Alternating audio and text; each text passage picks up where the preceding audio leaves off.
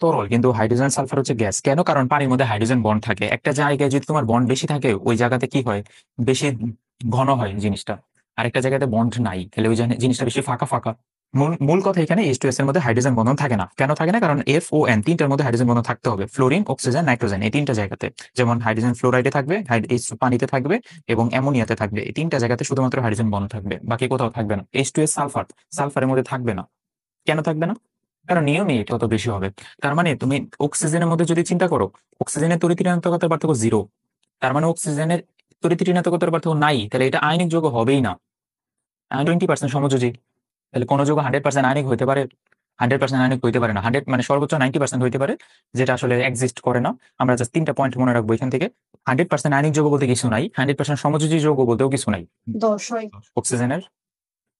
আচ্ছা, এটা আরো একটা ইম্পর্টেন্ট কথা আছে যে কেন ভাইয়া এই নাইট্রোজেন -3 এবং অ্যালুমিনিয়াম 3+, কেন এটা বড় ছোট এরকম হইলো? তুমি যদি চিন্তা করো, নাইট্রোজেনের পরমাণু সংখ্যা মাত্র 2টা।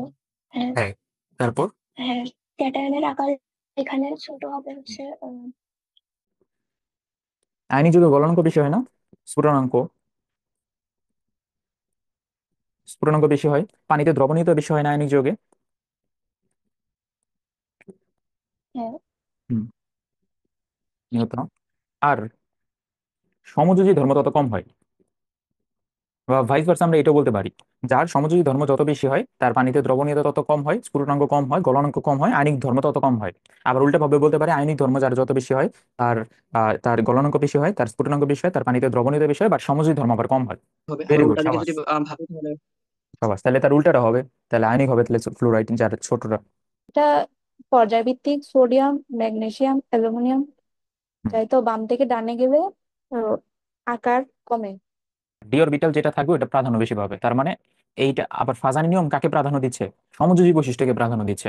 তাহলে আয়রন ক্লোরাইড হবে বেশি সমযোজী। এটা আমাদের কথা তুমি যদি বুঝে ফেলো, তাহলে আর বইয়ের এগুলা লাইন তোমার কাছে কোনো ব্যাপারই না। ক্যালসিয়াম ফ্লোরাইড এবং ক্যালসিয়াম ক্লোরাইড কে কত বেশি আয়নিক? এটার মধ্যে ক্যালসিয়াম ফ্লোরাইড বেশি আয়নিক, কারণ হতেছে এটা ফ্লোরিনের আকার ছোট।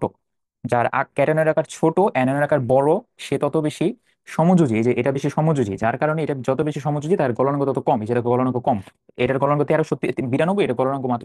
তড়িৎ ঋণাত্মকতার পার্থক্যের উপর ভিত্তি করে আমরা কোন যৌগ আয়নিক নাকি কোন যৌগ সমযোজী এটা বের করতে পারবো না পরীক্ষায়। কারণ সব যৌগের আমরা তড়িৎ ঋণাত্মকতা মনেও থাকবে না, আর এটা পরীক্ষার হলে অ্যাপ্লিকেবল না।